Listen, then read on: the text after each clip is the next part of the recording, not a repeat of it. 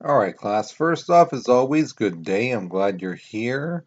So today we are going to be starting this part in history, in U.S. history, with the basically the elephant in the room. This is the one topic that nobody at that time wanted to talk about. Nobody had real solutions.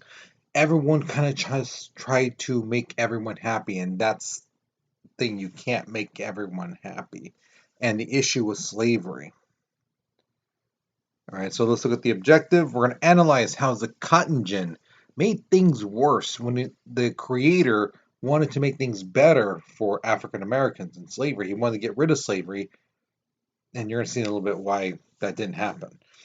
We're going to examine the different ways slaves tried to strike back against their owners. This is one of those things that a lot of people believed that the slaves at the time did nothing to fight back, that they just kind of took it in stride and like, oh well, this is our fate and okay. When in reality, no, they did retaliate one way or another.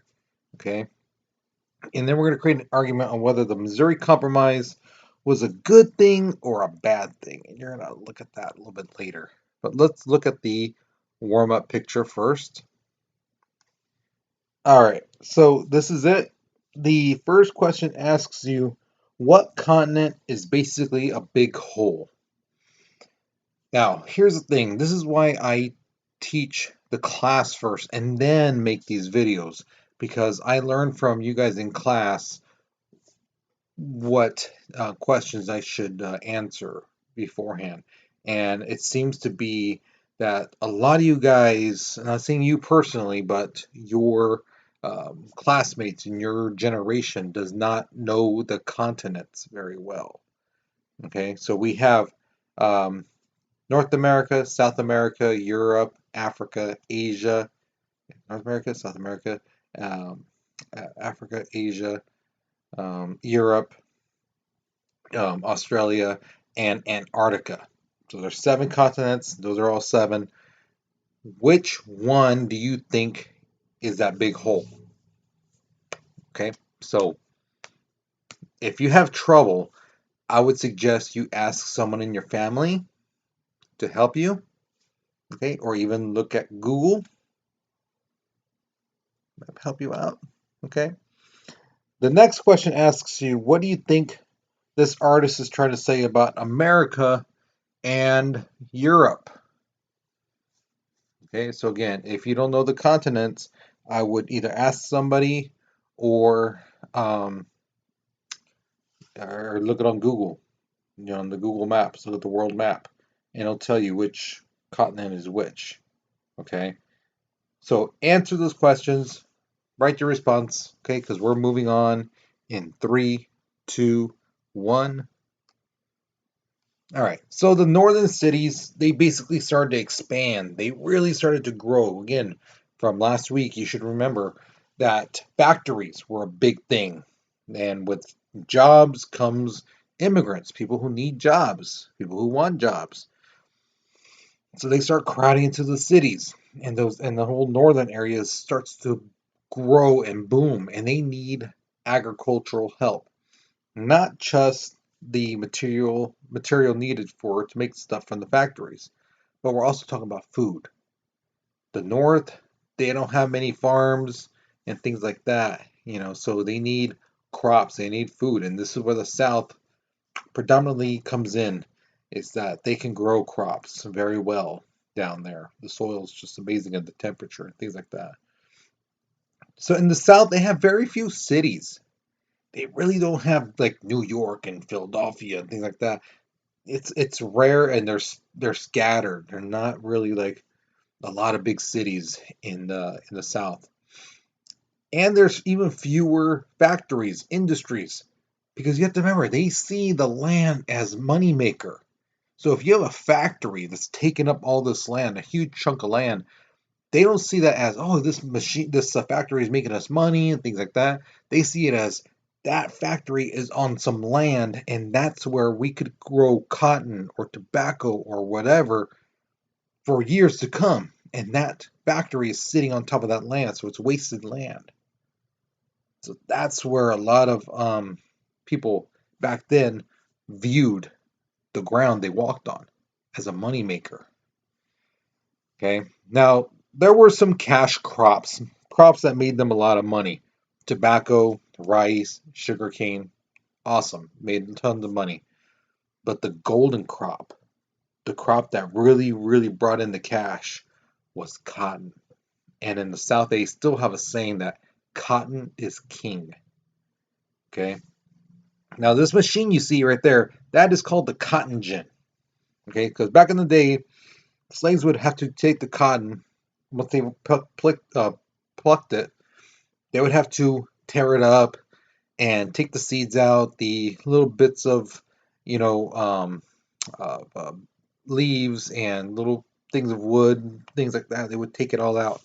This machine basically thins it out. The seeds drop, you know, and it cleans it up, and it does the work of what 10 slaves can do. It can do that by itself. So Eli Whitney created the machine thinking, okay, this machine will do the work of 10 slaves. And once these plantation owners get this machine, they'll be like, well, we don't need slaves anymore because this machine does the work of 10 people. So we don't need that much slaves. So he made it to stop slavery or slow it down to a crawl. And what happened in reality is the total opposite. These slave owners basically saw this as like, hey, yeah, so the 10 slaves, we don't need one now to do the machine. And those other 9, they should be out working. And then that means we need to buy more land. We're making more money. Boom, boom, boom. Get it out there quicker to sell. Now we can get more money. We can buy more land. And then we get more slaves. And they get more of these boxes. And it's just more money coming in. So it had the total opposite effect of what Eli Whitney truly wanted. And you're going to see that happen in history as we go on. These inventors, these creators of devices and things like that, they try to do things that's good for the world. That's their intention, but it's flipped upside down on them. Okay. So of all the crops and all the stuff that's leaving the South, um, 2/3 is cotton.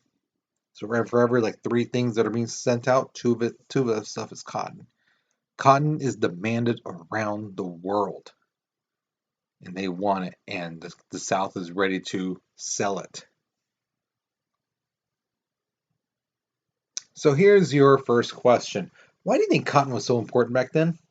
Even now, cotton's pretty big, but back then it was huge, massive. So why do you think? All right, think about what cotton is made of. What is made of cotton? You know, think about that.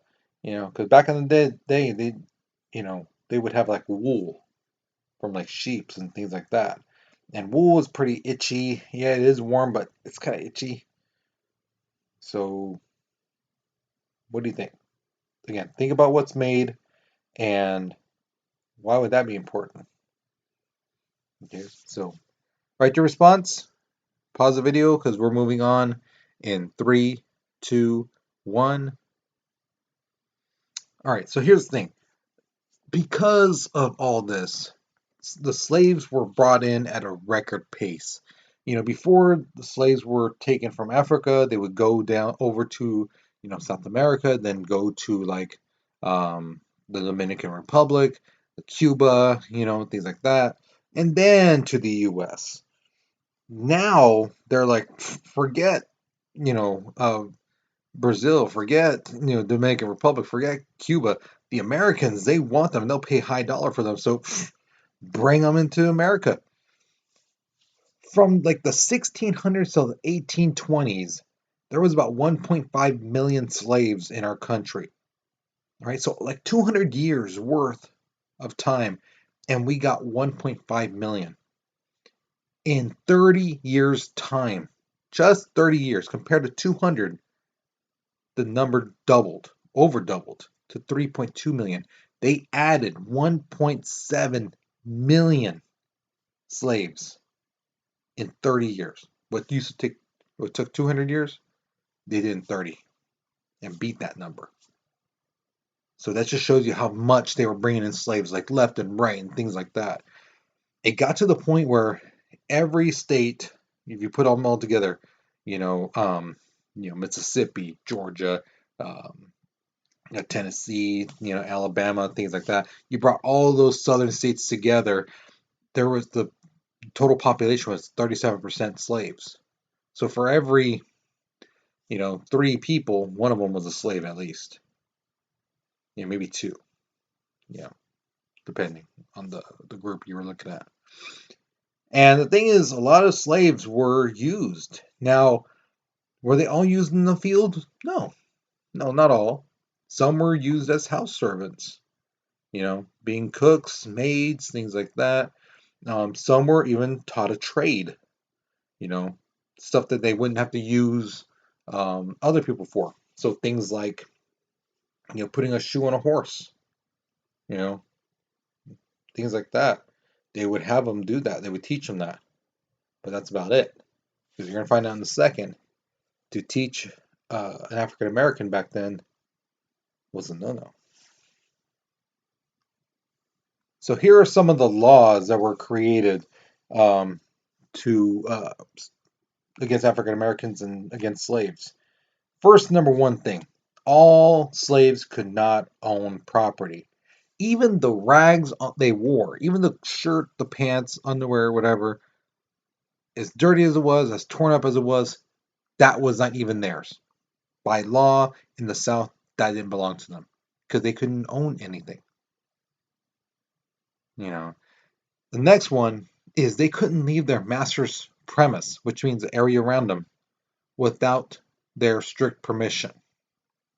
So even if the workers are in an area and they're working and the master comes in and is like tying his shoe, those people around, those slaves around them, if they wanted to leave somewhere, they had to look at him and go, excuse me, sir, can I leave to get this or that to finish my work? They would have to ask permission. He came into their area. But if they wanted to leave, they had to ask for permission. If they didn't, they got disciplined and harshly. The next one is one that boggles my mind. Um, they couldn't testify in court against a white person. Meaning, if they saw a murder, a white guy murdering another white guy, and he's stabbing him and this and that, um, he could not testify in court saying, "Yeah, I saw that guy kill this guy." Their word was nothing in the eyes of the law. So, yeah. So if somebody wanted to commit a murder, all they had to do was just make sure they was in front of a bunch of slaves. And that's it.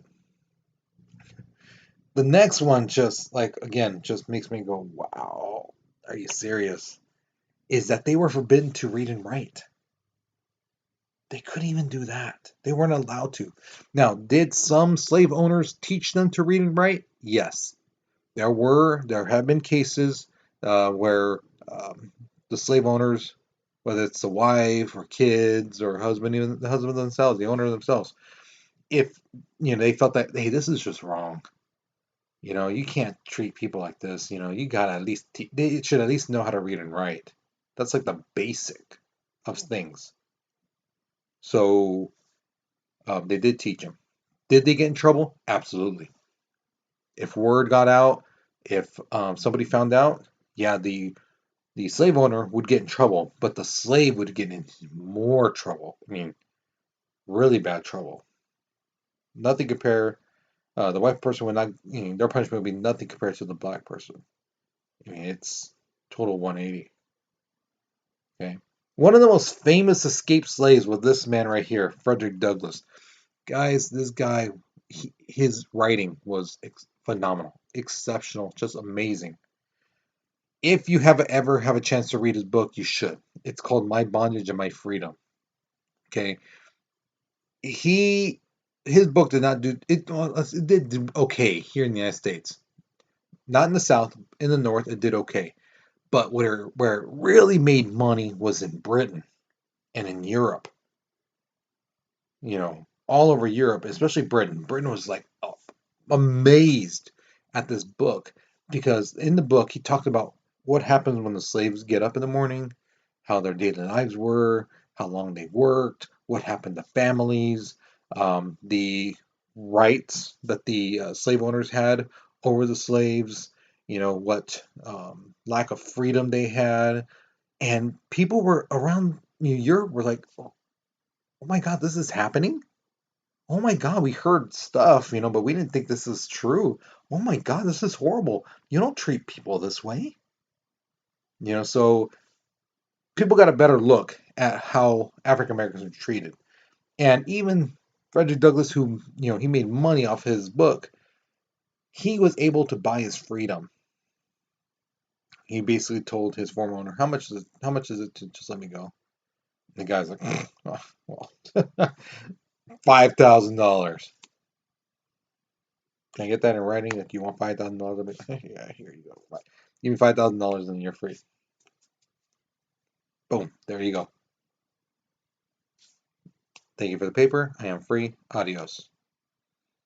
Okay. He is going to play a role later on when we get to the Civil War. So keep him, his face, his name, the back of your mind, because he's going to play a role later on.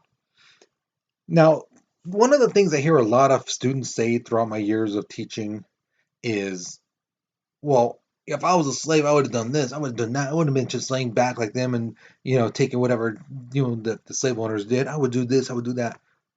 And it's like, do you think they just honestly did nothing? Yeah, they just did nothing. Those people ran away, but that's all they did. No, no, no, no, no, no.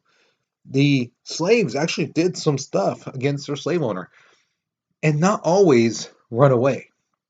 That was one thing, but that's not what they just did. There's a thing called a slowdown. Okay. I don't know if you guys know this or not, but rain and cotton do not mix well at all.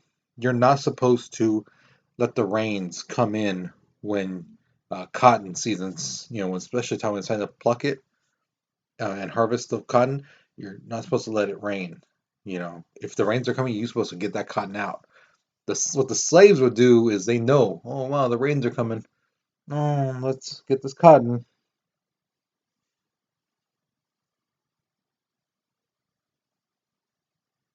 They would take their sweet time picking the cotton. So this huge acres of fields, acres and acres of field of cotton would eventually get rained on, and get destroyed, things like that. And they know they're going to get hit. They know they're going to get beat. They know they're going to be disciplined one way or another. But they've been disciplined their whole life, so they're used to it. This is going to hurt the slave owner more than it's going to hurt them, because they can take the physical abuse. It's going to hurt their pocket. It's going to hurt that slave owner's pocket, and that's the one thing that you can really give it to them, is that, because that's where their heart is in their money. How much money they got. That's their heart, and they're hitting them, stabbing them with that. Also, houses and barn would also just spontaneously be burned down. So barns that had the tobacco leaves, things like that, all of a sudden would just catch on fire and just burn. Houses would just somehow catch on fire and burn. The drapes would catch on fire, the rugs, things like that.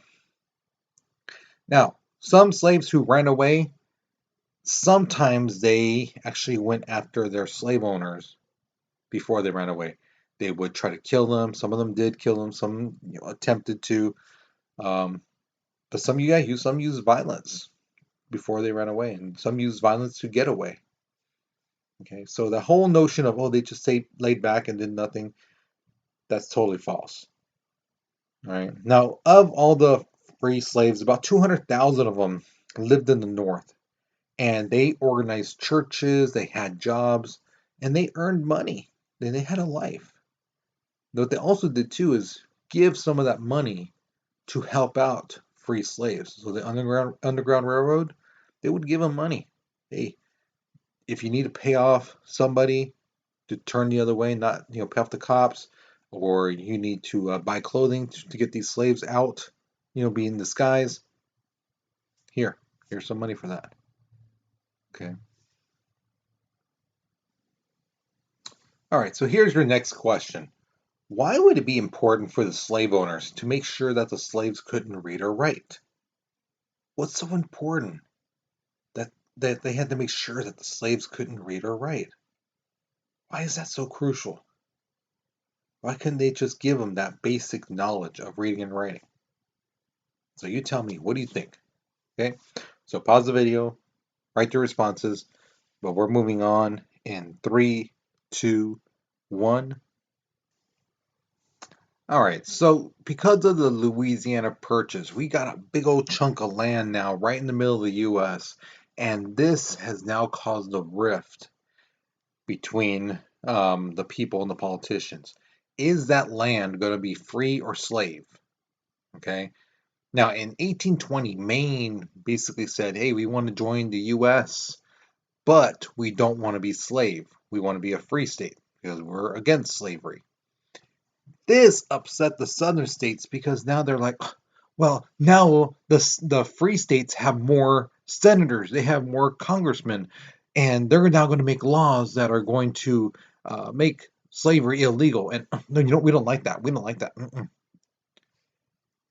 To try to calm them down, to try to please them, Congress agreed that, hey, you know what? The next state that's coming up that wants to be part of us is Missouri.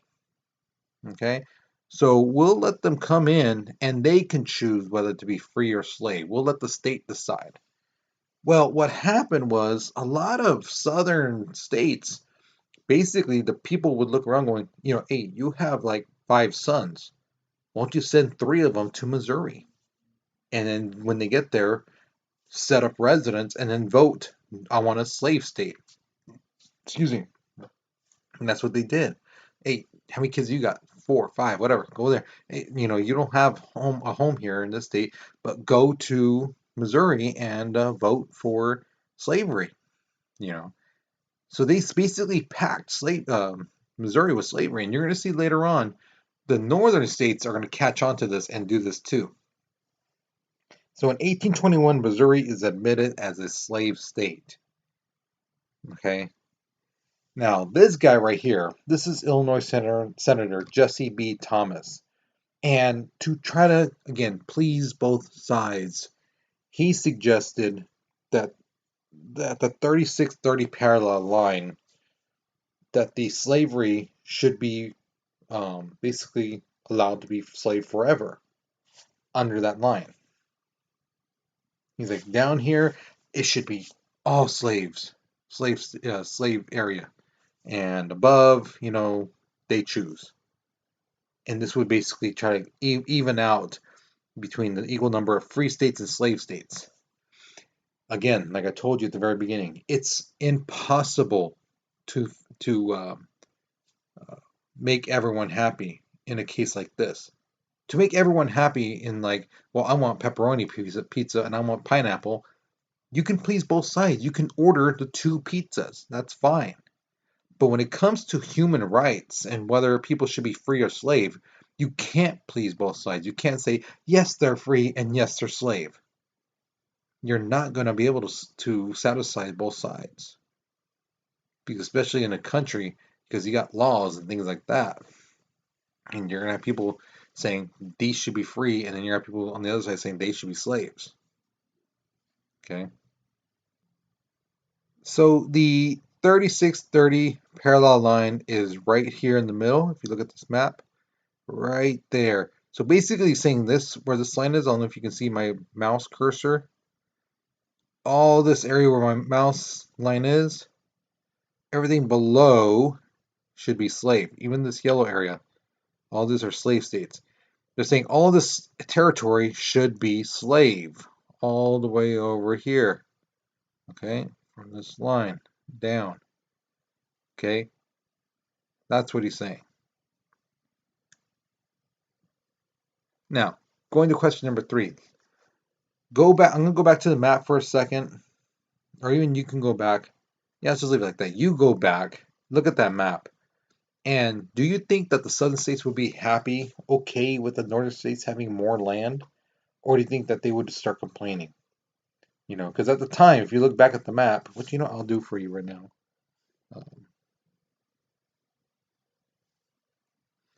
So if you look at the map, we now know this area. This is unorganized territory and Oregon territory. This is going to be all America soon, all the way to the sea. Okay, we know this now. Back then they didn't. They didn't know how far south we were gonna get. You know, they didn't know if like all of Mexico was gonna be eventually ours. They didn't know that stuff, but we do. We know now that that line, if it went all the way across, it was not. It was going to be more land for the north, not the south. So that's why I bring up this question: do you think that when it was all said and done, and we get our country the way it is now, do you think the southern states would be like, oh, wait, no, the northern states have more land. No, we want a new deal. We want a new deal now. Or do you think they'd be like, you know what? We made an agreement. We're going to stick to it. It's the way it is. What do you think? Okay.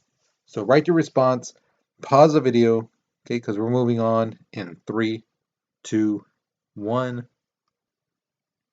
Now we come to the exit ticket question. So the first question asks you, how did the cotton gin make things worse for slavery? Okay. The second one says, name 2 different ways slaves tried to get back at their owners. So you might want to look back at your notes on that one.